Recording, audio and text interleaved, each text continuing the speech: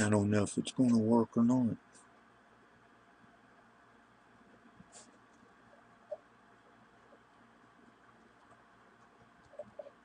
Hopefully that won't feed back.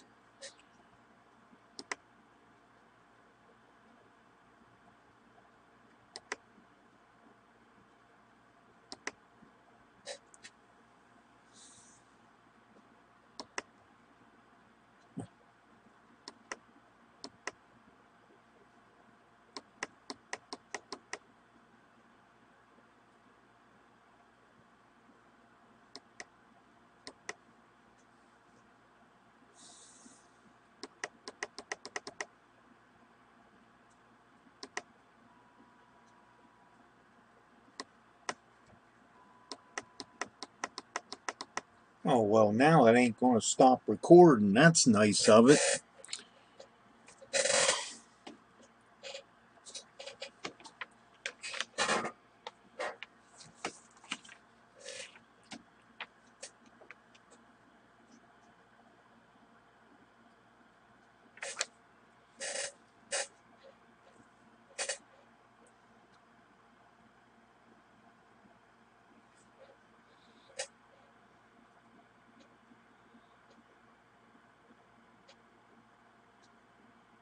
Can anybody hear me?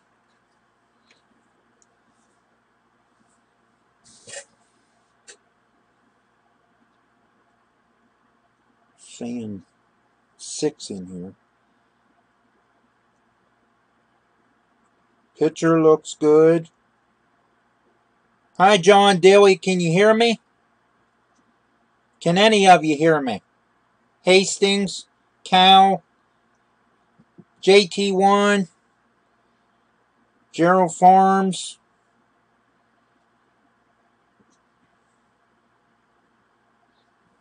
Okay.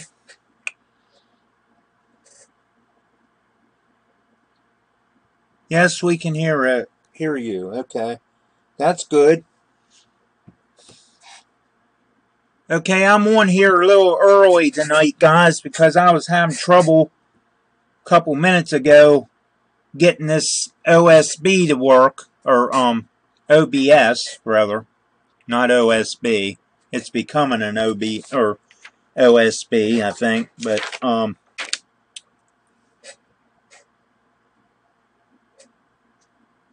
okay, Roy. Oh, he sent me a message. See, Hastings, BNSF, N-Scale, JT1, Cowles HO, Chessie Cumberland Division, John Dewey. Who else is on here that I might have missed? Gerald Farms.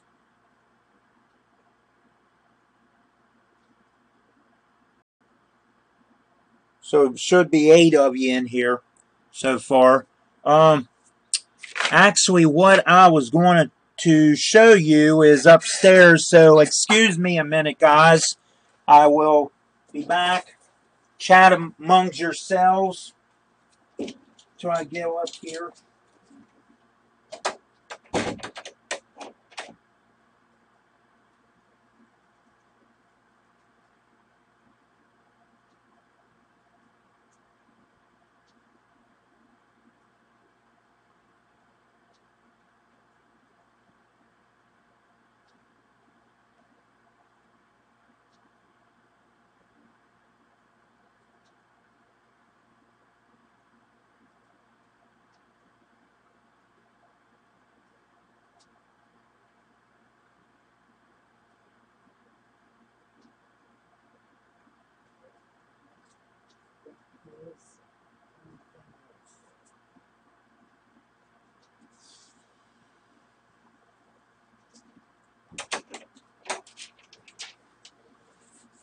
Okay, I'm back, guys.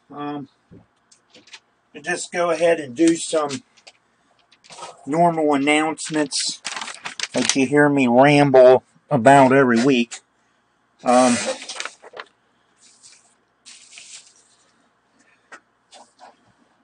Roving Tuesday night live stream on track Tuesday. This week coming will be Tom Pilling at 7 Eastern, I believe it is. And then they'll have a guest the following Tuesday. No clue who that's going to be till they announce it, I guess. We can get rid of this because that ain't what I'm trying to get at. I'm just rearranging stuff. Anyway,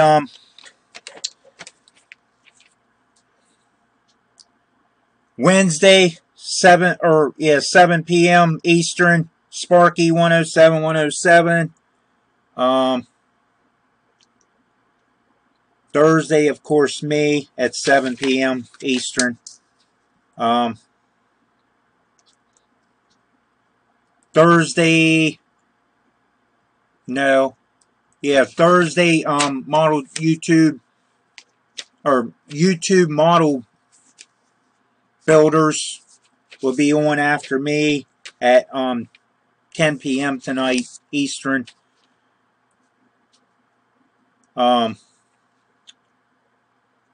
that today's Thursday, and I think I said Tuesday. If I did, I'm sorry. It's been one of those days. And now it's snowing outside, just whatever, or what I really need, more snow to look at. But anyway, moving on. Friday, being SF 6951, Friday night chat.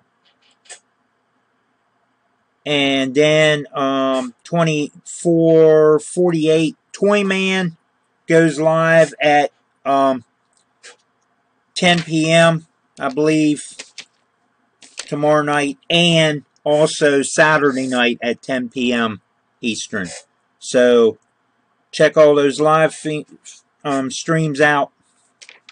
I'm not going to mention Steamtown because, you know, Sparky has his video and all that, and I'm sure you're starting to get tired of hearing about Steamtown every week. But check Sparky 107 out, and check his channel out for his video, his sign-up sheet. And like, share, subscribe if you haven't did that to any of these channels. Okay, I got home kind of late this evening to really... Oh, the camera freezes when Okay, well, it's probably lagging and everything else. I'm on my computer and it's doing that when I'm looking at my tablet and my phone. I'm behind myself, you might say, lagging. So whatever I'm on the computer doing, it's, you know, completely different than what I'm watching the chats on. So you have to bear with me on that one. Anyway, tonight we'll have, I guess, some question and answers after I show you the main thing that I was going to try to do tonight. And forgive my drawing because I am not an artist or an architect or anything else you want to call it. I made just a simple drawing, and this ain't the whole layout. This is just the main layout. I don't know if I'll be able to get this on camera, but out here where it says, I don't know if that's going to focus or not, guys, where it says, let's see, get my finger on the right side of it. It says Abbeville, which is this track right here where the, well, this is all backwards, so I'm not used to moving my finger the opposite way, but that little mark right there represents the end of a removable bridge, you might say, a lift out bridge that goes clear across the floor, above the floor, over to the front layout. Okay, it's, I don't know, maybe 4. It's probably a little more than 4 foot, maybe 5 foot, and something spanned. And I'm using a strong board. That way I don't have to put removable trussels on the floor. And I mean, I'll probably have some kind of actual bracing underneath the actual board. But the bridge that I have already made will be replaced. It will actually, it's, I don't know, maybe about that wide of a board right now. Well, it'll turn into a 10-inch wide board, and it'll have a double lane road on it, like a bay bridge would across the ocean. The floor is going to represent the ocean. And so that bridge is going to go across the water, basically. And I needed a way to get traffic from one to the other rather than trying to cross, you know, tracks everywhere that you ain't going to see it anyway because a bunch of it's hidden. Okay, so this was the solution I had, you know, years back, or not years back, but you know, a couple years ago, to have this board. And then I came up last year with the idea to make it a double lane traffic too, with that one lane or one track main line over across the bridge. So now I'm going to have a 2-lane traffic and the main line railroad track itself. So anyway, back to the drawing, and I'll try to get this out of the light as possible. Just try to follow the pencil lines if I can backwards. This goes into Abbeville, which is out front, way out front, below. If you watch my videos, it's below the Prestonsburg level. Anyway, you see I got this one labeled as yard lead. This is the main line.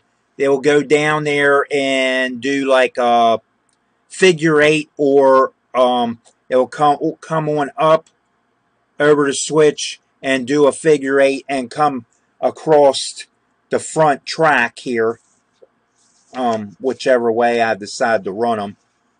And over here, it goes underneath my dad's desk, comes out of the desk, and goes, I hate this backwards. Anyway, it'll come up the yard lead, and the main line goes underneath my dad's desk and my desk, and it comes up to this double slip switch. And I'm sure everybody knows what a double slip switch is. You can go basically round like a half a like a quarter of a circle or something like that. I'm not exactly sure what you really want to call it, but it comes up to the double slip switch, and it can cross over from the main line, go on to the yard lead, which is under my fingers, where all the switches are, or it can go up the main. Okay, on up the paper, where's my finger? There it is. We can go up the main, and we can go across this switch and go across the middle of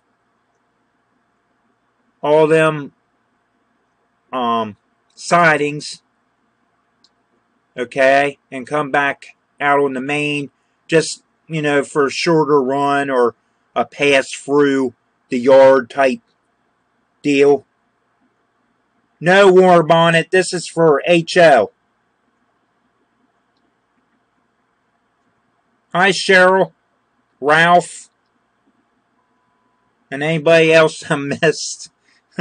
I'm not watching the chat. Sorry, guys. Anyway, so it'll come back down the main line. Of course, you know, do its thing, and it'll go the figure 8, or I can have it come around and switch and go across the Abigail Brook Bay Bridge, which is what I named the bridge. So, but there's two different ways I can run it. If I decide not to put the bridge in and I'm working with something that I need to walk through that area, I can still have constant running without that bridge in. I can just switch the switch and let it constantly run, or I can take it around like the figure, across the one crossing, across the other crossing, and come around and hit the switch and go across the bridge, and it ends up in the same main line. I just wanted something, you know, different because I'm only DC, and, you know, I wanted a couple different ways to run the trains. And like I said, if I decide not to put the bridge in, or I'm working on something, then I can have, you know, the train still running around me, and I don't have to, you know, worry about nothing. Anyway, back to the main line. Underneath my fingers right here. If you come back on the main line, and I'm sorry guys, this backwards stuff is just confusing. But anyway, come up the main line, and you can bypass this track up right here, which is actually a set of incline declines or risers. But anyway, you can bypass it and just run the main line around in a circle. Yeah, I can't get my fingers to follow the paper. But anyway, let's try it this way. Use my left hand. Anyway, you can come back up the main line and bypass going in the back of the yard and come up and go across or go up the incline decline and end up on the what I call the second / third level, because it's the third level in the main layout and the second level out front, which would be the Prestonsburg level that you see on my videos, where the rock cuts and so forth is that I've been building. But if I want to, now this is going to consist of 6 or possibly more than 6 trains. I'll be able to run 2 at the same time on the same track, but here's the deal with DC. It's basically what everybody's calling blocks, but which I guess it really is. But up here from the top of the third level, where this or the incline decline stops. I'm confused here. Over, yeah, where that dotted line stops. Let's just say that. Where that stops, the insulators will pick up a separate transformer, you might say. Okay, so I'll be able to run one train constantly up on the second / third level that I'm calling it. Up in Prestonsburg and, all around that level. I'll also be able to pull the second train out down below and run it constantly, because the end of the beginning of the incline decline is insulated, and the end of it over up on the next level is also insulated. So when I'm going to rig it so when I flip the switches, it flips a relay and it switches my priority for the incline decline risers. That way when the switches switch, the priority switches, and I can run the train back down that same track, and I'm back on the main same way as if I was coming up, up this main line or whatever. So I hope that all makes sense. I'm not really good at explaining a bunch of stuff, but those switch tracks on there, all these are going to be trains. Each one of these is going to be insulated, except for the exception of this main line that's going to cross on a crossing across the yard lead track, or main line 2, whatever you want to call it. But all those will be insulated on both sides, and I'll have an on and off switch to each one of them to turn them off. And like I said, I'll only be able to run 2. I'll get one to go up top and constantly run on a different transformer, one down below to constantly run. And if I want to switch them, I'll have to pull the inside one or the bottom one I'm sorry, the bottom level one in and pull the other, or and bring the other one down, or however I decide to do it, and then switch them and have two more, or one and a different one, or something like that, to go running. Not all of these are going to have cars that's going to be able to go up this grade. Even though it's a 16-foot, set of risers for HO, and that's the way I had to build it, because when I got down to the end, I had to put a board in, and I'm going to have to now probably bring that board down because it just looks like too much of an incline to me. The engines, when I run two together, they'll go up and come down all right, but I'm afraid once I get a load behind it, it's probably going to start slipping, and I'm going to have to lower it down and add more risers, I think, to the level that I need. I hate to have to do all that extra work, but all it is a board on brackets at a slant. So basically all I have to do is lower the brackets down, lower the board flat, put the risers in, and just do a separate riser kit. And it's not going to be quite long enough, and instead of chopping one of the risers that I can use for something else, I'm going to just put a board in as a landing and a connection, like a transition type thing.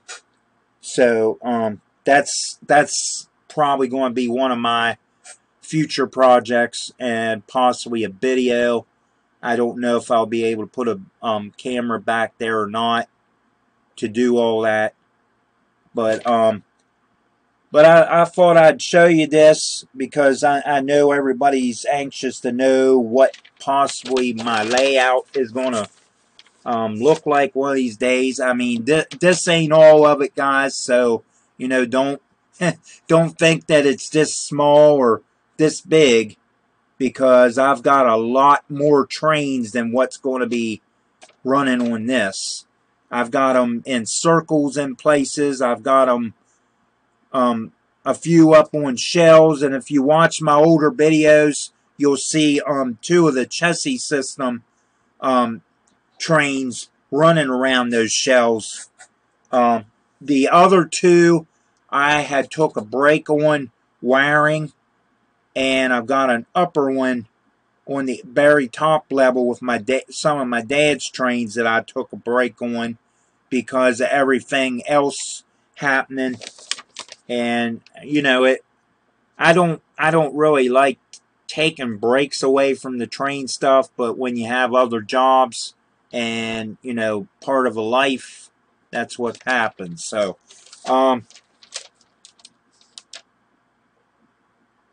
So anyway, I guess I didn't really explain what this other track. Well, now it's under my this track right here that kind of curves out and down. That is the other side of the line going into Abbeville. And Abbeville, if some of you don't know by now, Abbeville was named after my 13-year-old daughter, Abigail. So that's where the Abigail Brook Bay Bridge and Abbeville name came from. And there'll be an Abigail, or AKA Abbey Yard for short. There'll be a yard on sort of like a shelf board, I guess it is, that I had gotten from my friend down the road when he was giving me a bunch of stuff. He had gotten stuff out of neighbors trashed and when they destroyed their layout. Well, this yard already had switches and all that stuff on it. It just didn't have like the switch motors and all that left on it. They must have took all that with them. So, but it did have like the metal plates that looked like they might have had magnets hooked up. I ran my metal KD couplers across there, and you know it evidently don't have no kind of magnets underneath that plate. So I thought maybe it would, but it don't. They're just metal plates into the cork road bed, and that's another thing that I'm going to bring up. I don't run cork road bed or foam underneath my tracks. I'm very old school, so my tracks was already laid down before I started watching YouTube and realizing that the foam you can put down under the tracks to, you know, take care of the sound. Well, Dad wasn't in for that idea, and I really didn't want to spend the money for the idea. And being that we always crawled up on our platform and stood up, straight up, and went to the shelves with the trains on them, we didn't, you know, we didn't really have no choice not to use foam, because the foam would just get all ripped up and have footprints all through it. So it was just, you know, out of the question. There is a place that I will be running a couple smaller circles for smaller steam trains that will have foam on it. So, you know, that'll probably be the only place. That's because I'm building a river on that particular level. It's basically just going to be, you know, some trains running on a couple different heights. Mostly my dad, or 4 or 5 or 6 of my dad's, I think, and 2 of my 2 big ones, 4 of my big ones. And when I talk big ones, I'm talking about an O gauge and an O scale. The O scale, the only O scale I have is a chassis system, and it talks. It's one of those that talk. So, and also smoke out of both stacks. So, that's the only O scale train that I actually own. Cars, I own other O scale cars. My dad owned a couple that was actually more O scale than gauge. And they was more of a kit form, and that's the reason they're so, you know, so over sized. But a lot of them I won't be able to run because there's not the right radius to run them, and those kit cars I would never run anyway because they're Western Maryland cars. One's a big hopper, and one's a big box car. So I'm not even going to attempt to run any of those because they're breakable. They was my dad's, and I mean I got a couple other cars that's way too long to run anyway. So I'll just, you know, I'll just run what I got. I've got plenty of O-scale cars behind that O-scale engine. So, and I even got a caboose that has the, and what's his name? Warbonnet might even know what I'm talking about. There's a Lionel caboose that has what they call a cam. They call it a cam that's on the axle. Well, it goes up and hits another connection, and it blinks the red light on the back of the caboose. He probably knows what I'm talking about. War Bonnet, if you're in here, I know you probably know what I'm talking about, being that you're O scale. But I thought that caboose was pretty neat. I got it off of eBay. I might have even had it in one of my mail call videos. I'm not sure. That's been so long ago that I had that. But it makes contact with the plastic thing on the axle. It goes around and flaps another flap that makes contact with the light contact, and it blinks what it is. It's the same thing as end of train device or Fred, whichever you prefer to call them. I call them the EOT. But they're called, they're also called a Fred device. So, and if none of you know, well, I know you all probably know what it is, but it just tells them about their air pressure and the brakes and stuff up in the cab of the with the engineer, so they know that they got pressure and everything, and of course then it has the warning light, and they can be yellow or red, I think. On a caboose, of course, you have lanterns and yeah, cam switch, War Bonnet. Yes, it is called a Fred.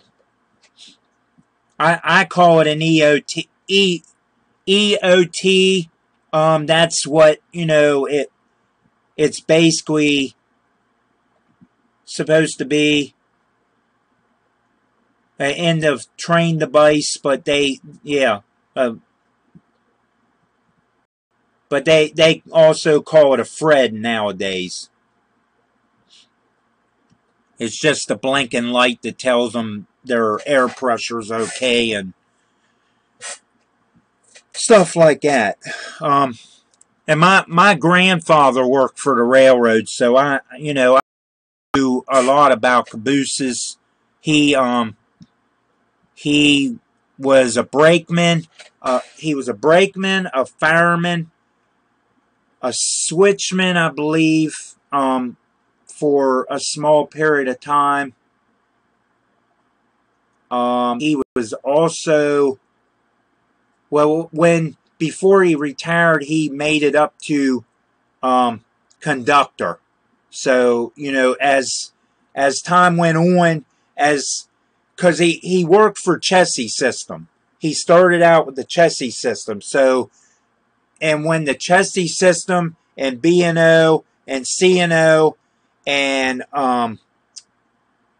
all those combined it, and Western Maryland, well, he worked for the Western Maryland first. I'm sorry, I forgot to mention Western Maryland. He was strictly Western Maryland. Okay, he went from Western Maryland to Chessie System because Chessie System combined it with Western Maryland to make Chessie, Western Maryland, C&O, and B&O, and of course Seaboard Coastlines was also included in all that. Seaboard and Seaboard Coastlines and the family lines and, all those different railroads. Well, they all combined it, and of course they made CSX after everything went into Chessie System. Okay? So that's when they started getting rid of the cabooses, when it all started coming into the main CSX business or business name. So, you know, my grandfather worked on the railroad. His brother worked on the railroad. I think their father worked on the railroad years ago before them. I'm not sure on that. I my mom would probably know, but my uncle, well, both of his brothers, two of his brothers, him and a friend of my grandmother's, or a friend of my grandmother's husband also worked on, I think he was B&O or one of those other railroads, you know, before they started merging. So, you know, I have some railroad history in my family. And I'm kind of glad because that's, and, you know, that sort of is kind of what got me interested as a kid, knowing my grandfather was going to the railroad when he would leave my grandmother's house, when he would come home. So, you know, and when I walked down the street here in Hagerstown, the city of Hagerstown, with my other grandmother, my dad's side, I used to always say "Paps on the boost" because I couldn't say caboose. I said the boost, and when I seen a train, you know, going across, and he actually really didn't work for the division that was in actual Hagerstown. He worked for the Cumberland division, and he also worked for, I think he worked for the Brunswick division. I think that came after the Cumberland division. I'm not sure, but he used to go to Cumberland or Brunswick to go to work. So, but I'm sure he's, you know, traveled through Hagerstown, you know, coming from one of those areas, because to get from Cumberland to Baltimore, you pass through Hagerstown, and that's the reason they call Hagerstown, Maryland, the what is it? The hub city. I think it's. I'm trying to think what the actual name was, but they named it a certain name because 4 railroads used to come through the city of Hagerstown and interconnect. One was the Pennsylvania Reading / Reading trains, which was Reading, Pennsylvania, and the regular Pennsylvania. We've had Amtrak pass through here only because they needed an alternate route because of a wreck or something something to do with their tracks. That was years ago. That was way before me, but I found an article in my grandfather's railroad stuff that he had left me have. And there was an article in there that Amtrak passed through Hagerstown for the first time, and of course, you know, I don't think they really ever came back since then that I'm aware of. But they had to have an alternate route to get to Baltimore or from Baltimore to where they was going. So, you know, they came through on CSX's track or something here in Hagerstown. But anyway, back to the 4 railroads. It was the Pennsylvania and the Reading, Pennsylvania Railroad, of course, B&O, C&O, Chessie System, of course, Western Maryland. That was a big thing, you know, from Cumberland to Baltimore, or vice versa. And I'm trying to think of the other. Oh, Norfolk and Western, which is, of course, Norfolk Southern now. They would come from Virginia. And now the railroads that I see. Oh, do you, Cal? Yeah, well, you should. You're the Cumberland Division channel.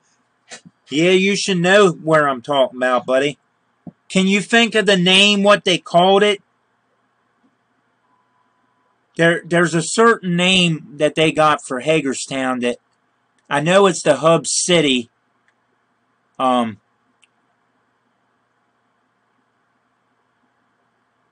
But I can't think of the actual name that they, you know, named it because of the 4 railroads coming in. But anyway, but that's basically the lines that's coming, you know, that used to come through. Now, of course, you know, your Western Maryland C&O, B&O, Chessie System is all CSX. We have the CSX Hagerstown Yard, which Norfolk Southern usually comes, you know, through too. So it's basically everybody's, you know, territory, I guess you might say, because and the other railroads, one of them comes from down Union Bridge, I think, is where I'm thinking at.